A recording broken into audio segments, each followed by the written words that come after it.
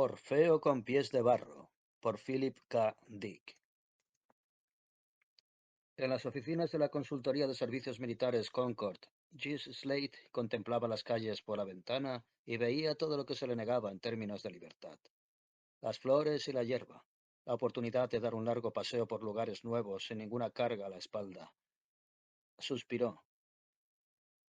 Lo siento, señor, murmuró en un tono de disculpa el cliente desde el otro lado de la mesa. Supongo que estoy aburriéndolo. En absoluto, dijo Slade mientras volvía a centrarse en sus pesados deberes. Veamos. Examinó los papeles que el cliente, un tal Walter Grosbein, le había preparado. Dice usted, señor Grosbein, que cree que el mejor modo de librarse del servicio militar es un problema auditivo crónico localizado por los médicos civiles, más allá del acute labirintis. Hmm. Estudió la documentación. Sus deberes, unos deberes que no disfrutaba cumpliendo, consistían en encontrar para sus clientes el mejor modo de eludir el servicio militar. La guerra contra las cosas no marchaba bien últimamente. En la región de Próxima estaban produciéndose demasiadas bajas, y con las noticias había llegado un montón de trabajo para la Consultoría de Servicios Militares Concord. Señor Grosbein, dijo Slade pensativo, al verlo entrar, me he percatado de que tiende a escorarse hacia un lado. ¿En serio? Preguntó el señor Grosbein, con sorpresa. Sí. Y entonces me he dicho, este hombre tiene un grave problema en el sentido del equilibrio. Es algo relacionado con el oído, ¿sabe usted? Desde el punto de vista evolutivo, el sentido del oído es una ampliación del sentido del equilibrio. Algunas criaturas acuáticas poco evolucionadas absorben un grano de agua y lo usan como un peso muerto en su interior para saber si están subiendo o bajando. Creo que lo entiendo, dijo el señor Grosbein. Dígalo, entonces, repuso Jess Slade. Yo suelo escorarme hacia un lado al caminar. ¿Y de noche? El señor Grosbein frunció el ceño un instante y entonces sonrió con alegría. De noche me resulta casi imposible orientarme en la oscuridad, cuando no veo. Excelente, dijo Gis Slade, y empezó a rellenar el formulario B30 de su cliente. Creo que con esto conseguirá una exención, dijo. No sé cómo darle las gracias, dijo el cliente emocionado. Oh, sí, sí que lo sabe, pensó Gis Slade. Puede dármelas con los $50 de mi tarifa. A fin de cuentas es posible que lo hayamos salvado de acabar convertido en un pálido cadáver en alguna zanja de un planeta lejano. Y al pensar en planetas lejanos, Jesse Slade volvió a sentir la misma melancolía de siempre. La necesidad de escapar de aquella pequeña oficina y de los clientes ricos con los que tenía que tratar día tras día. Tiene que haber algo más en la vida, se dijo. ¿Realmente no ofrece nada más la existencia? Debajo de su oficina, en la calle, había un cartel de neón que parpadeaba día y noche. Empresas Musa, rezaba, y Jesse Slade sabía lo que significaba. Voy a ir, se dijo. Hoy mismo, en la pausa para el café de las 10:30. Ni siquiera esperaré a la hora del almuerzo. Mientras se ponía el abrigo, su supervisor, el señor Nutt, entró en la oficina y preguntó: ¿Qué ocurre, Slade? ¿A qué viene esa cara de fiera enjaulada? Voy a salir, señor Nutt, respondió Slade. Tengo que escapar. Les he dicho a 15.000 personas cómo librarse de servicio militar. Ahora me toca a mí. El señor Nutt le dio unas palmaditas en la espalda.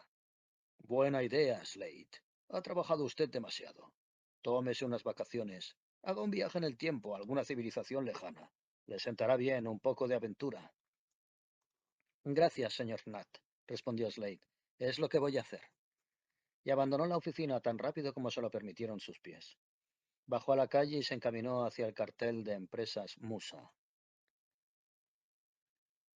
La chica que había al otro lado del mostrador, una rubia de ojos verdes cuya figura lo impresionó por sus características estructurales, su suspensión, por decirlo así, le sonrió y dijo: El señor Manville lo recibirá enseguida, señor Slade. Tome asiento, por favor. Encontrará usted ejemplares auténticos del Harper's Weekly del siglo XIX sobre esa mesa. Y añadió: y algunos Mad Comics del siglo XX, el gran clásico de la sátira que algunos comparan a Hogarth. El señor Slade, todavía un poco tenso, se sentó y trató de leer. En el Harper's Weekly encontró un artículo en el que se aseguraba que el Canal de Panamá era un proyecto imposible y que los ingenieros franceses lo habían abandonado. Esto lo distrajo un momento. Los razonamientos empleados eran de una lógica aplastante, pero al cabo de unos instantes volvieron la intranquilidad y el hastío, como una neblina crónica. Se puso en pie y volvió a acercarse a la mesa. ¿El señor Manville no ha llegado aún?, preguntó esperanzado. Una voz masculina respondió desde atrás. Usted, el de la mesa.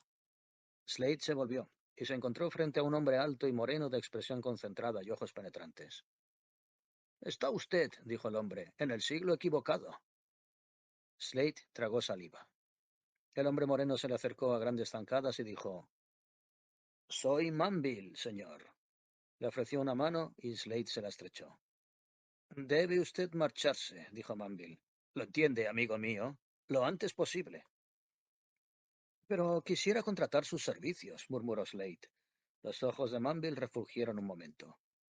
Me refiero a largarse al pasado. ¿Cómo se llama? Hizo un gesto enfático. Espere, lo estoy recibiendo. Gis Slade, de Concord, en esta misma calle. Exacto, dijo Slade impresionado. Muy bien. Hablemos de negocios, dijo el señor Manville. Pasa a mi despacho. Se volvió hacia la chica de impresionante chasis y le dijo: Que nadie nos moleste, señorita Fripp. Sí, señor Manville, dijo la señorita Fripp. Me encargaré de ello. No se preocupe, señor. Lo sé, señorita Fripp.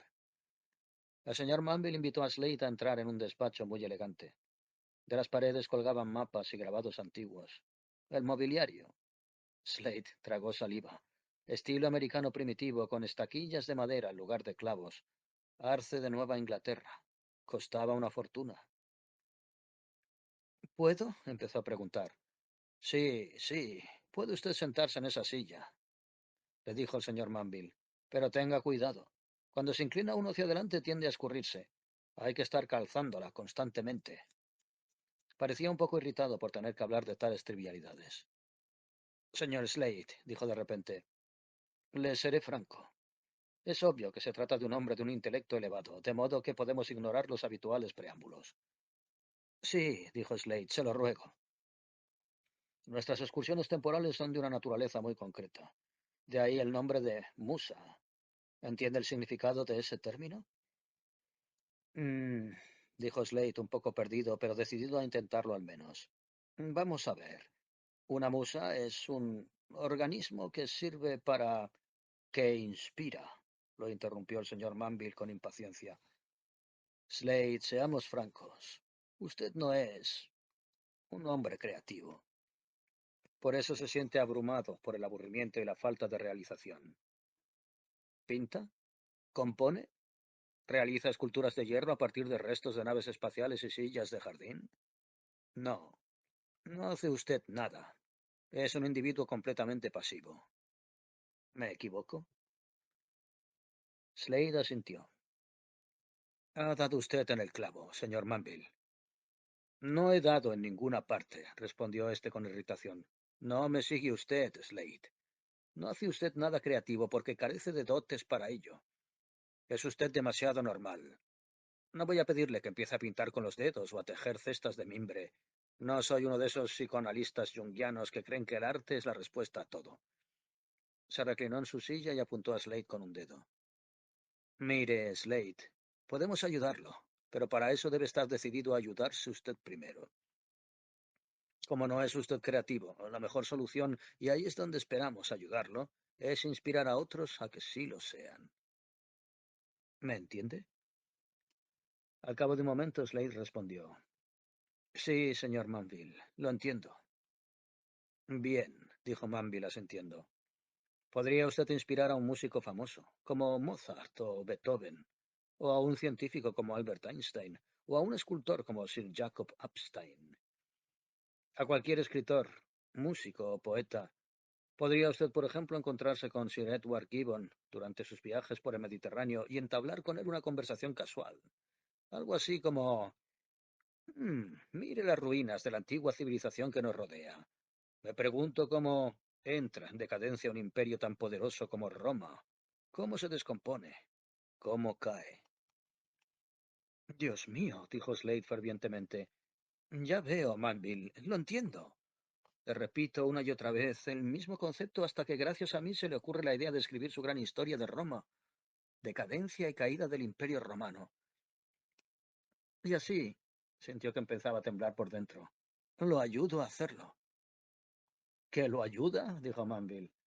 Slade, se equivoca usted de palabra. Sin usted no habría existido esa obra.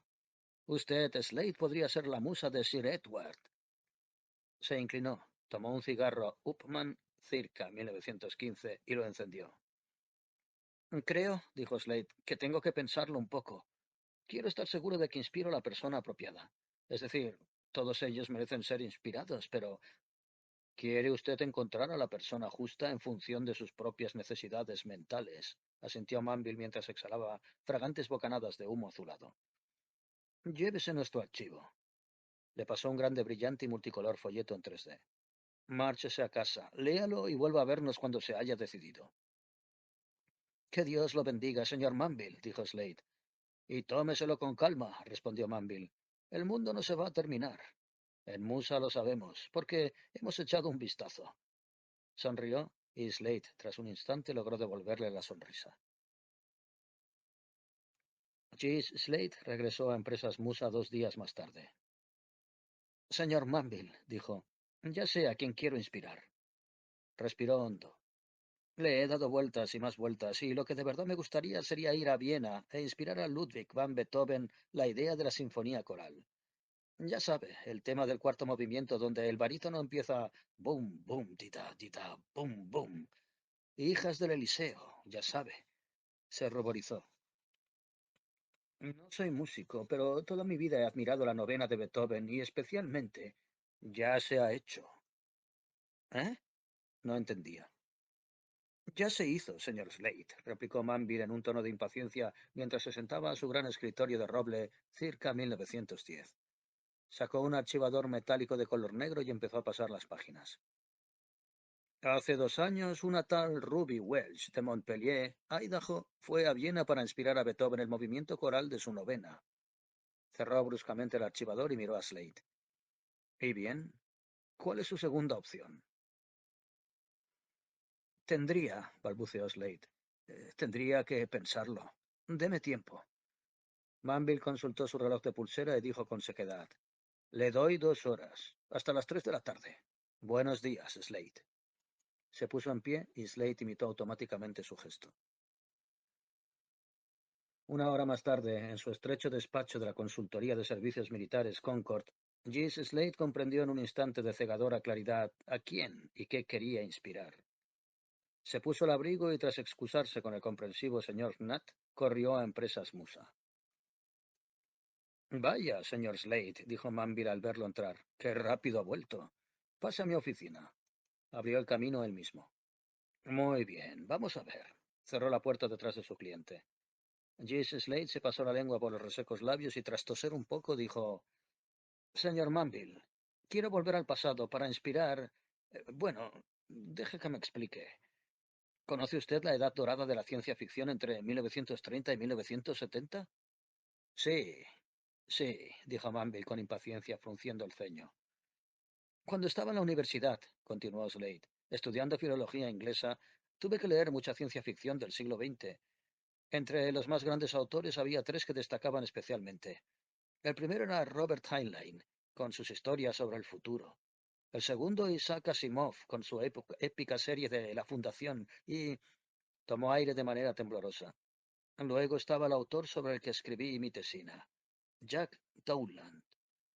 De los tres se le consideraba el más grande. Sus historias sobre el futuro empezaron a aparecer en 1957, tanto en revistas, en formato de relatos cortos, como en forma de novelas largas. Hacia 1963 se le consideraba... dijo el señor Manville. Sacó el archivador negro y empezó a hojearlo. Ficción del siglo XX. Un campo muy especializado. Por suerte para usted. Vamos a ver. Espero, dijo Slate en voz baja, que no esté seleccionado. Aquí hay un cliente, dijo el señor Manville. Leo Parks de Vacaville, California. Fue al pasado para alentar a E. Van Vogt a abandonar los relatos de amor y los westerns y probar con la ciencia ficción. Siguió pasando páginas y dijo, y el año pasado una cliente de empresas Musa, la señorita Julie Oxenblond de Kansas City, Kansas, pidió permiso para inspirar a Robert Heinlein. ¿Era Heinlein su candidato, señor Slade? No, respondió este. Era Jack Dowland, el más grande de los tres. Heinlein era grande, sí, pero estudié a fondo el tema. Y Dowland era el más importante. No, no se ha hecho aún, concluyó Manville mientras cerraba el archivador. Sacó un formulario del cajón de su escritorio. Rellene esto, señor Slate, dijo, y empezaremos a prepararlo. ¿Conoce el lugar y el momento en los que Jack Dowland empezó a trabajar en sus historias sobre el futuro? Sí, dijo Slade. Vivía en un pueblecito situado en la carretera 40 de Nevada, un sitio llamado Purple Blossom, formado por tres gasolineras, un café, un bar y una tienda. Dowland se había trasladado allí para inspirarse. Quería escribir historias del salvaje oeste, guiones televisivos. Pensaba ganar mucho dinero. Veo que conoce bien el tema, dijo Manville, impresionado. En Purple Blossom, continuó Slade, escribió varios guiones de westerns para la televisión, pero ninguno de ellos terminó de convencerlo. En cualquier caso, se quedó allí probando otras temáticas, como los libros infantiles y los artículos sobre sexo premarital para las revistas adolescentes de la época, hasta que en el año 1956, inesperadamente, se pasó a la ciencia ficción y escribió la que hasta la fecha es la mejor novela del género. En su momento se la consideró así, señor Manville, y yo la he leído y estoy de acuerdo. Se llamaba El padre en el muro, y todavía aparece de vez en cuando en algunas antologías. Es una de esas historias que nunca mueren, y la revista en la que apareció, Fantasy and Science Fiction, siempre será recordada por haber publicado la primera historia de Taulan, en el número de agosto de 1957. Manville asintió y dijo, y esa es la magna obra que quiere usted inspirar. Esa y todas las que la siguieron. Así es, señor, dijo el señor Slade. Rellene el formulario, dijo Manville, y nosotros nos encargaremos del resto. Le sonrió a Slade y este confiado le devolvió la sonrisa. El operador de la máquina del tiempo, un joven bajo y corpulento, de peinado militar y facciones marcadas, le preguntó con voz seca, muy bien, amigo. ¿Está preparado o no? Decídase. Slade inspeccionó una última vez el traje del siglo XX que Empresas Musa le había proporcionado, uno de los servicios por la elevada minuta que había tenido que pagar. Corbata, pantalones sin dobladillo y una camisa de rayas estilo universitario pijo. Sí, decidió por lo que sabía de aquel periodo. Su aspecto era genuino. Hasta los zapatos italianos de puntera fina y los flexibles calcetines de colores. Pasaría sin dificultades por un ciudadano de Estados Unidos del año 1956, incluso en Purple Blossom, Nevada. Ahora escúcheme, dijo el operador mientras le ponía el cinturón de seguridad alrededor del torso. Debe usted recordar un par de cosas. Para empezar, su único modo de volver a 2040 es conmigo. No puede regresar andando. Y segundo, debe tener cuidado de no cambiar el pasado. Es decir, limítese a inspirar a ese individuo, Jack Dowland, y no pase de ahí. Claro, respondió Slade sorprendido por la inesperada llamada de atención. Hay demasiados clientes, dijo el operador. Le sorprendería saber cuántos que, al llegar al pasado, se vuelven locos. Les entran delirios de grandeza y deciden hacer toda clase de cambios. Eliminar las guerras, el hambre, la pobreza. Ya sabe, cambiar la historia. No se preocupe, dijo Slade. Yo no tengo el menor interés en aventuras cósmicas de esa magnitud. Para él era suficiente con inspirar a Jack Dowland. Sin embargo, podía entender la tentación. En su trabajo había conocido toda clase de gente. El operador cerró de un portazo la escotilla de la máquina del tiempo. Se aseguró una última vez de que Slade tuviera bien abrochados los cinturones y acto seguido se sentó frente a los controles. Pulsó un interruptor y un instante después Slade había abandonado su monótono trabajo para dirigirse a 1956 y a lo más parecido a un acto creativo que realizaría en toda su vida. El caluroso sol de Nevada caía implacable sobre él, cegándolo. Era mediodía. Slade entornó la mirada y escrutó nerviosamente a su alrededor en busca del pueblo de Purple Blossom. Lo único que encontró fueron rocas y arena. Un desierto con una única y solitaria carreterilla entre matorrales. A la derecha, dijo el operador señalando. Estará allí en 10 minutos. Espero que entienda bien lo que dice el contrato. Será mejor que lo saque y lo lea. Slade sacó del bolsillo de su chaqueta de los años 50 el largo contrato amarillo expedido por Empresas Musa. Dice que tengo 36 horas, que me recogerán en este mismo punto y que es responsabilidad mía el llegar hasta aquí. Si no estoy y no puedo regresar, la compañía no se hace responsable. Bien, dijo el operador antes de volver a entrar en la máquina. Buena suerte, señor Slade. O quizás sería más apropiado llamarlo Musa de Jack Dowland. Esbozó una sonrisa compuesta de burla y simpatía a partes iguales y luego selló la escotilla. Gis Slade estaba solo en el desierto de Nevada, a medio kilómetro del pequeño pueblo de Purple Blossom. Sudoroso y con el pañuelo en la mano para limpiarse el cuello, echó a andar. No tuvo la menor dificultad en localizar la casa de Jack Dowland, puesto que solo había 7 en todo el pueblo. Mientras subía al desvencijado porche de madera, miró de reojo el patio con su cubo de basura, su tendedero, su montón de tuberías viejas. Junto a la entrada, aparcado, había un coche de un modelo arcaico. Arcaico hasta para 1956. Tocó el timbre, se ajustó nerviosamente la corbata y volvió a repasar en su mente lo que iba a decir. A estas alturas de su vida, Jack Dowland no había escrito ninguna obra de ciencia ficción. Era un detalle importante. De hecho, era el meollo de la cuestión. Aquella providencial visita era el punto crítico de su existencia. Como es natural, él no lo sabía. ¿Qué estaría haciendo en aquel momento? ¿Escribiendo? ¿Viendo los chistes de un periódico de Reno? ¿Leyendo? Unos pasos. Slade se preparó. Se abrió la puerta. Una joven con pantalones finos de algodón y el pelo recogido en una coleta lo miró con calma. Tenía un rostro menudo y hermoso. Llevaba zapatillas. Su piel era suave y lustrosa. Y Slade, sin poder evitarlo, la miró de manera penetrante. No estaba acostumbrado a ver tanta piel femenina. La muchacha llevaba los dos tobillos a la vista. ¿Sí? Preguntó la chica con tono amable, aunque un poco fatigado. En ese momento Slade se dio cuenta de que estaba pasando el aspirador. En el salón se veía una aspiradora de tipo GE, cuya existencia demostraba que los historiadores se equivocaban. Las aspiradoras de depósito no habían desaparecido en los años 50, como ellos decían. Slade se había preparado a conciencia para ese momento y dijo con voz calmada: ¿El señor Dowland? La mujer asintió. En aquel momento un niño pequeño asomó por detrás de su madre y lo miró. Soy un fan de la monumental obra. Ups, pensó. He metido la pata. Se corrigió utilizando una expresión que solía encontrarse en los libros del periódico. Chasqueó la lengua. Otro anacronismo que creía propio de aquella época. Lo que pretendía decir es lo siguiente, señora. Soy un buen conocedor de la obra de su marido. He llegado tras un largo viaje por el desierto para observarlo en su propio ambiente. Esbozó una sonrisa esperanzada.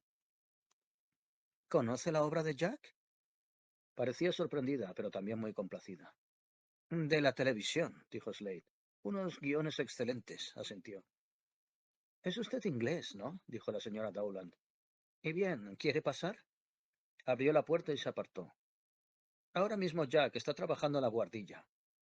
El ruido del niño lo distrae, pero estoy segura de que parará con mucho gusto para hablar con usted, ya que ha hecho un viaje tan largo, señor. Señor Slade, dijo él. Qué bonita morada. Gracias. Lo acompañó hasta una cocina a oscuras en la que Slade vio una mesa redonda de plástico con un cartón de leche, una bandeja de resina, un azucarero, 2 tazas de café y otros objetos pintorescos. Jack, gritó desde el pie de las escaleras, ha venido a verte un fan. Quiere hablar contigo. En el piso de arriba se abrió una puerta.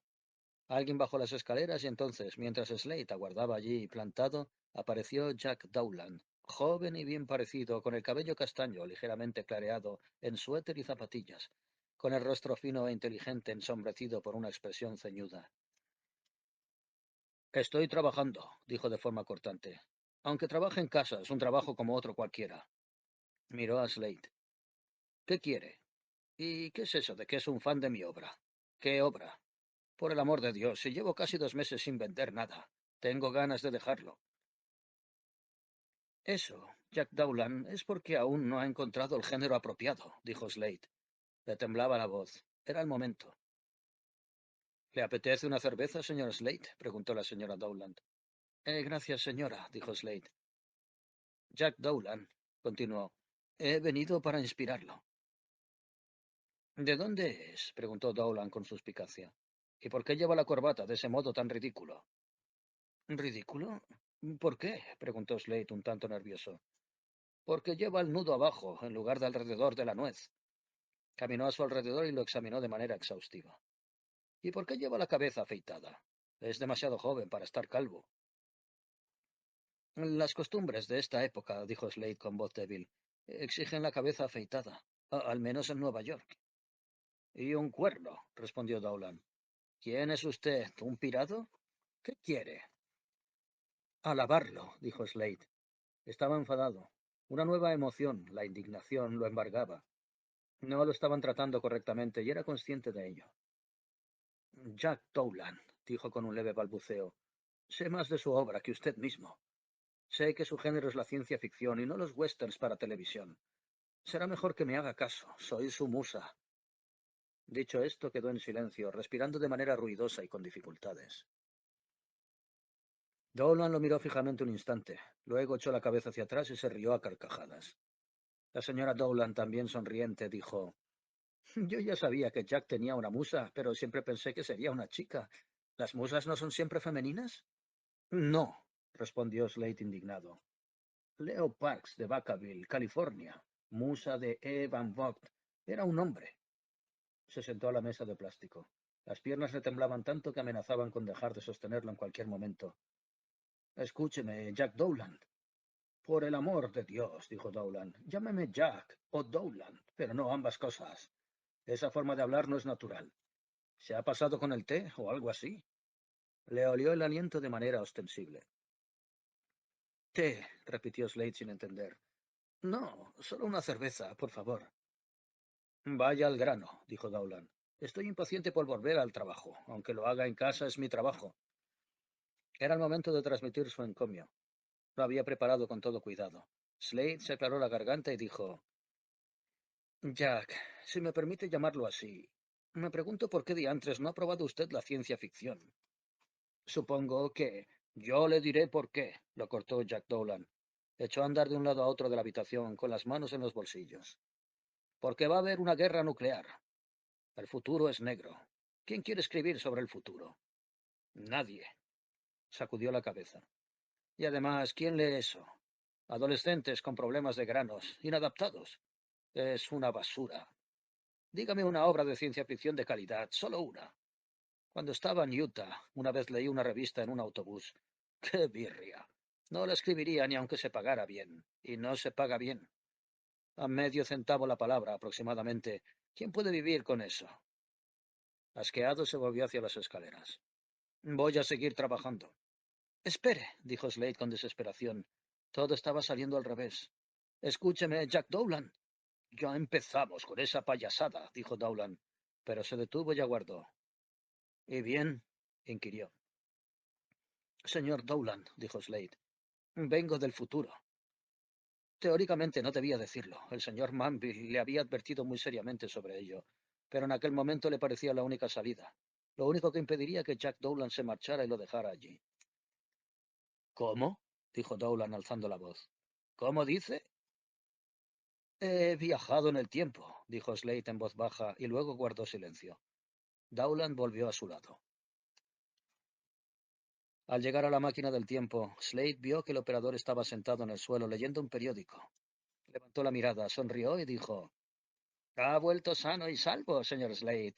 Venga, vámonos. Abrió la escotilla y condujo a Slade a su interior. Lléveme a casa, dijo Slade. Solo lléveme a casa. ¿Qué pasa? ¿No se ha divertido haciendo de musa? Solo quiero regresar a mi época, dijo Slade. Muy bien, respondió el operador, enarcando una ceja. Le abrochó el arnés y luego tomó asiento a su lado. Cuando llegaron a Empresas Musa, el señor Manville estaba esperándolos. Slade, dijo. Pase. Parecía furioso. Tengo que decirle 4 cosas. Una vez solos en la oficina del señor Manville, Slade tomó la palabra. Estaba de mal humor, señor Manville. No me eche la culpa a mí. Inclinó la cabeza. Se sentía vacío e inútil. ¡Ja! Manville lo miró con incredulidad. Ha fracasado usted al inspirarlo. Es algo que no había pasado nunca. Tal vez podría volver, dijo Slade. Dios mío, dijo Manville. No solo no lo ha inspirado, sino que lo ha puesto en contra de la ciencia ficción. ¿Cómo se ha enterado? Dijo Slade. Esperaba que nadie se enterara, que fuera un secreto que se llevase a la tumba. No he tenido más que echar un vistazo a los libros de referencia sobre la literatura del siglo XX, respondió Manville mordaz. Media hora después de su desaparición, todos los artículos sobre Jack Dowland, incluida la media página que le dedicaba la Enciclopedia Británica, desaparecieron. Slade no dijo nada, clavó la mirada en el suelo. Así que investigué, dijo Manville. Tuve que pedir que los ordenadores de la Universidad de California buscaran todas las referencias existentes a Jack Dowland. ¿Y había alguna? Murmuró Slade. Sí, dijo Slade. Un par de ellas, insignificantes en oscuros artículos técnicos que estudiaban de manera exhaustiva el período. A causa de usted, Jack Dowland es totalmente desconocido para el público, y lo fue incluso en su época. Apuntó a Slade con el dedo, jadeando de rabia. A causa de usted, Jack Dowland nunca escribió sus historias sobre el futuro. A causa de su mala llamada inspiración, siguió escribiendo guiones para televisión, y murió a la edad de 46 años como un completo desconocido. ¿No escribió absolutamente ninguna obra de ciencia ficción? Preguntó Slade incrédulo. ¿Tan mal lo había hecho? No podía creerlo. Sí. Dowland había rechazado de plano todas las sugerencias que le había hecho. Sí, había regresado a su guardilla de un humor muy particular después de que Slade le hubiera dicho lo que había ido a decirle, pero... Bueno, dijo Manville, sí que existe una obra de ciencia ficción escrita por Jack Dowland. Minúscula, mediocre y totalmente desconocida. Introdujo la mano en el cajón de su escritorio y sacó una antiquísima revista de papel amarillento que arrojó a Slade. Un cuento corto llamado Orfeo con pies de barro, escrita bajo el seudónimo de Philip K. Dick. Nadie la leyó entonces y nadie la lee ahora. Cuenta la aparición en casa de Dowland. Lanzó al otro una mirada furibunda.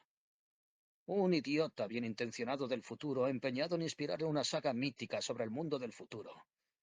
Bueno, Slade, ¿qué tiene que decir a eso? Utilizó mi visita como base para la historia, dijo Slade resoplando. Es obvio.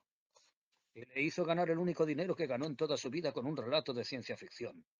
Una cantidad decepcionante, tan pequeña que apenas justificaba la inversión de tiempo y esfuerzo. Sale usted en la historia. Y yo, Dios mío. Slade debió de contárselo todo, ¿no? Sí, respondió Slade. Para convencerlo. Bueno, pues no lo consiguió. Lo tomó por una especie de perturbado.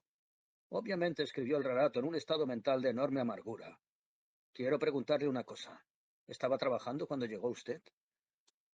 Sí, dijo Slade. Pero la señora Dowland me dijo, no existe. No existía ninguna señora Dowland. Dowland no se casó nunca. Debía de ser la mujer de algún vecino con la que tenía una aventura. No me extraña que estuviera furioso. Lo sorprendió usted con esa chica, fuera quien fuese. Ella también sale en el cuento. Lo escribió todo y luego abandonó la casa de Purple Blossom, Nevada, y se mudó a Dodger City, Kansas. Hubo un silencio. Hmm, dijo Slade al fin. ¿Podría intentarlo de nuevo? ¿Con otra persona? He estado pensando en Paul Ehrlich y su bala mágica, el descubrimiento de la cura de... Escuche, repuso Manville. Yo también he estado pensando. Va usted a volver, sí, pero no para inspirar al doctor Ehrlich, a Beethoven, a Dowland o a alguien así. A alguien útil para la sociedad. Slade levantó la mirada con miedo. Va usted a volver, dijo Manville entre dientes, para desinspirar a gente como Adolf Hitler, Karl Marx y Sandro Klinger. Pretende decirme que soy tan inútil que... musitó Slade. Exacto. Empezaremos con Hitler, en el periodo de cautiverio que pasó tras su primer golpe de Estado en Baviera. El periodo en el que le dictó mi lucha a Rudolf Hess. Lo he hablado con mis superiores y está todo decidido. Será usted su compañero de celda, ¿entiende? Y le recomendará que escriba igual que hizo con Jack Dowland. En este caso, una detallada autobiografía que detalle su programa político para el mundo. Si todo sale bien. Lo entiendo, murmuró Slade mientras volvía a bajar la mirada. Es una... Yo diría que es una idea inspirada, pero me temo que a estas alturas casi preferiría utilizar otro adjetivo. El mérito no es mío, dijo Manville. La idea la saqué del estúpido cuento de Dowland, Orfeo de pies de barro. Así es como termina. Volvió a las páginas de la antigua revista hasta llegar a la parte que buscaba. Lea esto, Slade. Describe su encuentro conmigo y cómo lo enviamos luego a investigar sobre el partido nazi para que inspirara a Adolf Hitler a que no escribiera su autobiografía y de este modo impedir la Segunda Guerra Mundial. Si fallamos con Hitler, lo intentaremos con Stalin. Y si no lo conseguimos con Stalin, entonces... Vale, murmuró Slade. Lo entiendo. No hace falta que siga. Y va usted a hacerlo, dijo Manville, porque en Orfeo de pies de barro accede. Así que ya está todo decidido. Slade asintió. Lo que sea, con tal de enmendarme. Manville respondió. Será idiota. ¿Cómo ha podido hacerlo tan mal? He tenido un mal día, dijo Slade. Seguro que la próxima vez lo hago mejor. Puede que con Hitler, pensó. Tal vez haga un trabajo magnífico con él, mejor del que haya hecho nadie nunca para desinspirar a otro. Podríamos llamarlo la antimusa, dijo Manville. Qué ingenioso, respondió Slade. No me alabe, dijo Manville con voz cansada. La idea fue de Jack Dowland. Aparece en su relato, al final. ¿Y termina así? Preguntó Slade. No, dijo Manville. Termina conmigo presentándole una factura por los costes de enviarlo junto a Adolf Hitler. $500 por anticipado. Alargó el brazo. Por si no vuelve. Resignado y triste, Jesse Slate introdujo lentamente la mano en el bolsillo de su chaqueta del siglo XX para sacar la cartera.